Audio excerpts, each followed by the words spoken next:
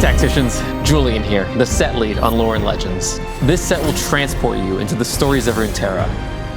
In our case, literally. To relive Runeterra's most epic moments, experience every region as an origin, and play with more champions than ever before. You probably haven't been counting, but in past sets we've stuck to roughly 60 champs. For Lore and Legends, there will be 100 unique champions to play with, but you'll access 40 of those 100 through our entirely new set mechanic. Go find Mort. I'll let him tell you all about it.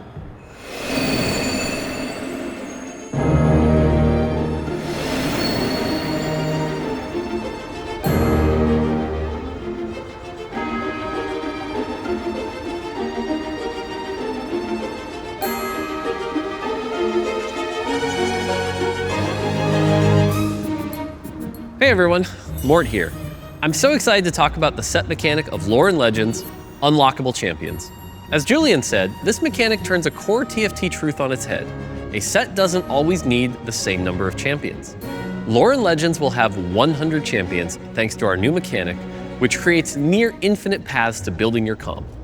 Since day one of TFT, we've wrestled with the same challenge. No matter how healthy the meta is, there are only so many carries and endgame boards to go around, making endgame screens start to look all too familiar. The Unlockable Champions mechanic is our big swing at tackling that challenge. Here's how it works. In total, there are 40 unlockable champions in the set, ranging from solid 2 costs to super powerful 7 costs. Throughout your game, you'll identify which champions you want to unlock and then pursue. Once you unlock it, you'll add that champ to your pool for the remainder of the game. And the best part, the moment you unlock one, it's guaranteed to show up in your next shop. No luck required. Let's go through a couple of examples to give you an idea on how unlockable champions will actually play in-game. We'll start simple. You'll learn about the full Demacia trait later, but for now, I'll show you how to unlock its 5 cost, Galio. To bring Galio to your board, get 12 star levels of Demacia. This should happen pretty naturally as you play Vertical Demacia. Once unlocked, purchased, and on your bench, Galio becomes active. From there, his traits will count from the bench, and he'll eventually dive into the fight with a Shockwave, providing extra support without taking up a unit slot. Now that you've got the basic idea, let's take a look at Yordle, a massive reroll trait that puts unlockables front and center. More than half of the Yordle roster requires an unlock.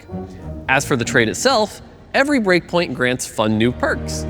Hit 2 Yordle, health and attack speed for each Yordle fielded. 4, your first shop each round has a Yordle in it. 6, 1 free reroll each round. 8, Yordle grab bags full of fun loot.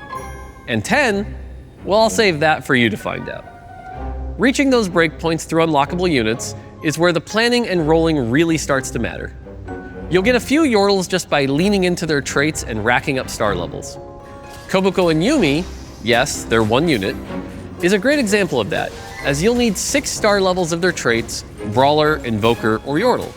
Kennen and Poppy are unlocked in a similar way, where simply playing a comp will naturally unlock the units you need, but there are plenty of unlockables that take a bit more planning, including within the Yordle trait. The slippery and disruptive Yordle Fizz requires you to end combat with 6 Yordles or Bilgewater units on your bench. And at the end of this short list is Veigar, a 4 cost whose passive increases all AP received. To unlock him, you'll just have to limbo this high. No, I'm just kidding. You'll need to hoard rods and field a unit with 2 death caps in combat. Ultimately, unlockables should create more late-game comp diversity. Even 2 Yordle players can be playing completely different boards based on who they unlock. And while I'm in the company of these big guys, I'll tell you a bit about the Shurima trait and its unlockables. Shurima is the set's high-powered chase trait. It's all unlockable champs except for Azir, and he's a 5 cost, so you won't see him for a while. Then to unlock the other Shurimans, you'll be tasked with contradictory and ultra-challenging conditions like winning combats in a row for Renekton, losing combats in a row for Nasus, and flip-flopping between wins and losses for Xerath, all without dying, by the way. Victory and defeat, high rolling and HP preservation, only then will you truly ascend. If you can field all 4, your Shurimans reach godhood, all becoming 3-star. Okay, now how to unlock the next section of the dev drop? Where's that old sun disk?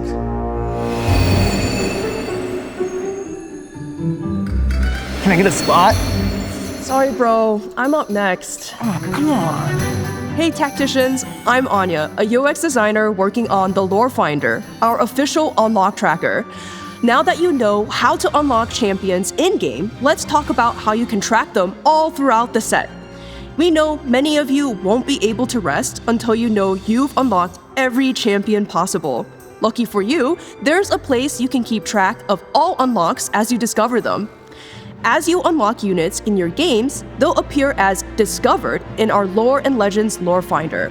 Of course, you'll still need to unlock them each game in order to play them, but it's pretty satisfying to finally align the stars by unlocking Diana after fielding a 2-star Leona with 3 items, or 7-cost Silas when you sell a 2-star Jarvan, a 2-star Garen, and a 2-star Lux. Plus, you'll rack up rewards along the way. And for you overachievers, there'll be an extra special reward for top 4ing with all unlockables. Maybe you'll discover all 40 unlockables over the course of the set, but I can promise you this, it won't be easy. Oh look, Mort's undergoing the Rite of Ascension to unlock the next dev drop segment. That's brave of him. Good luck, Mort.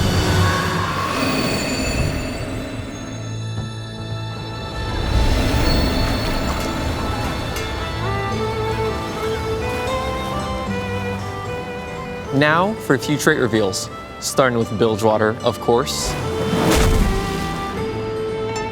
With the Bilge comp, you'll earn Silver Serpents each round and extra on takedown. You can use these Serpents to buy stats, champions, and loot from the black market. Bilgewater has a lot of fun unlockable champions, like 2-cost Graves, who's unlocked by itemizing Twisted Fate. And yes, we will be unbenching Tom Kench from Gizmos and Gadgets. You have to spend some serious Serpents to get him though. Feed this Gledon an ally each round to grant him permanent stats, and he may even spit something back up for you later. On the other side of Runeterra, Demacians are preparing for battle with increased armor and magic resist. Every time their team loses a percentage of their health, they'll rally, and they'll rally, and they'll rally for the cause, gaining powerful bonuses. You'll see classics like Garen, Vayne, Lux, and Xin Zhao. Speaking of Xin, if you get the Trials of Twilight augment, you may even be able to field League's new champion, the ultra-powerful, ultra-enlightened Darkin Zheng. If you want an easier way, you could just lock him in on Summoner's Rift, which is on PvE right now. You can also play Xin Zhao and thus Zheng with Ionia. Sadly, we couldn't fit the entire roster of Ionians into the set, but we think we have a pretty good representation with the likes of Jin, Yasuo, who you can 3-star to unlock Yone, Yunara making her TFT debut, and of course the boss himself, Set. And in the true spirit of Ixtal exploration, we're sending you deep into the jungles for some side quests. With the Ixtal trait, you'll choose expeditions to embark upon. If you complete them, you'll earn treasure and power up your team. If you don't complete them, well, better luck next time. But if you're lucky and skilled enough, you could unlock Brock, the Giga 7 cost of Ixtal. He's less of a unit and more of a living, breathing Nexus fountain, really. What's the lore on this legend? Great question. I have no idea. In theory, the Ixtali made similar constructs to fight the Void, so who's to say he's not related to Malphite? You'll have to wait for my 7-hour-long video on that. And that is after I finish my magnum opus on the lore of the River Sprites. Back to you, Julian. And if we cross the sea to the Shadow Isles, you'll find Viego and a powerful roster of unlockable champions who gain power by collecting the souls of dead units. Field the 2-star to Viego to start, give him 2 items to unlock Yorick, and then use the traits mechanic to unlock the rest. With Yorick and Viego in the same team, you'll need just 20 souls to unlock Gwen, 75 for Callista, and 150 for the 5-cost Thresh, who brings his whole kit from Summoner's Rift and more, creating a walled prison, draining the life from enemies, and dragging unsuspecting foes to their grave. Speaking of dragging foes to their grave, I better get in on this Riftbound game. The plundering Oro. Good luck, lass. Ahoy, tacticians! I'm Ryan, a game designer on Lore and Legends. We need to talk about some legendary units, starting with the ultimate raid boss, Baron Nashor. Get ready for Baron fights to hit the convergence. This 2-slot, tough-to-unlock unit deals AoE damage, knocks up enemies with his tentacles, and pulls the entire board into a Void Rift. The only thing missing is the purple buff on his defeat. And we're bringing in another monster from Summoner's Rift.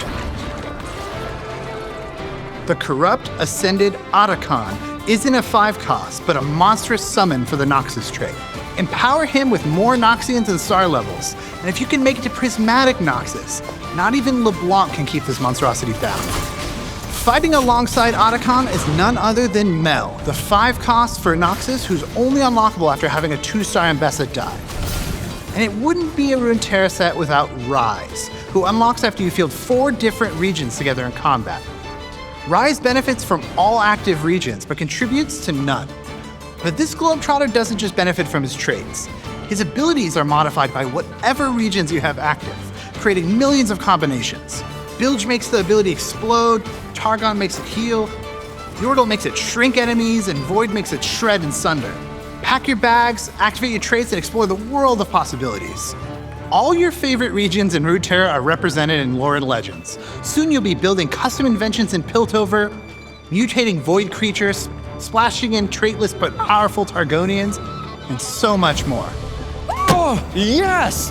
Awesome play. Yeah! 8 points! You dirty cheats! It's not a fair fight! Send him to the depths! Get out of here!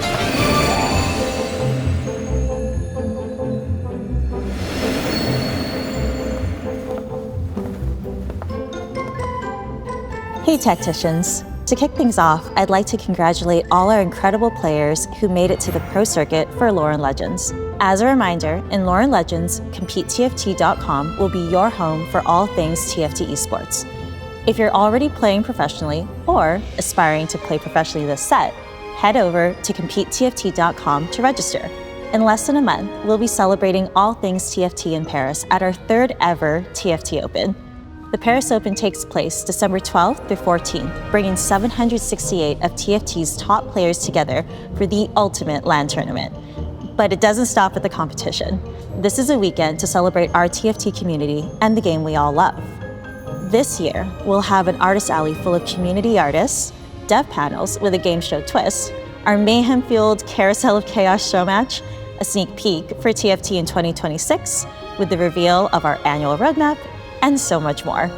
And who better to welcome you to Paris and Chateau TFT than Chonk and Pengu, who never looked more chic, both in person and in-game. This is the first time our open mascots will feature as in-game cosmetics, so snap them up while you can. And we have even more exclusive Paris Open cosmetics for you. The Paris Open Arena showcases the busy streets and busier cafe bunnies of the City of Lights. Not again. Okay, I'll send you over to the cosmetics team. And if we don't see you in person in Paris, we'll see you on broadcast December 12th through the 14th.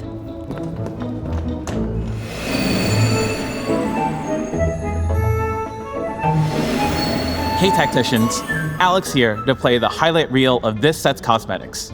Our team in Singapore did not hold back with these.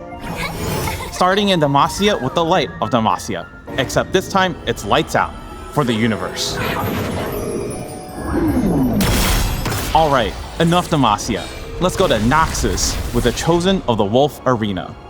Lay waste to your enemies and welcome them to the afterlife. And who better to help you fight for glory on this battlefield than God King Darius Unbound. Carve a path to first with his tactician splitting finisher. Some worry about running out of bullets.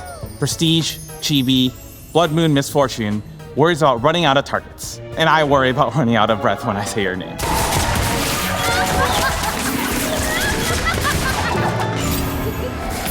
We'll round things out with the ultimate showstopper, KDA Ahri Unbound. First, she'll dance and sing her way into everyone's hearts. Then, she'll bring your foes down, down, down, down, down, down. Later in the set, expect a big cosmetic celebration moment for Gwen. Alex, you're the last step. Let's wrap it up. You're right, we gotta get out of here. Players, get ready to jump into Lore and Legends when it launches on December 3rd. See you then.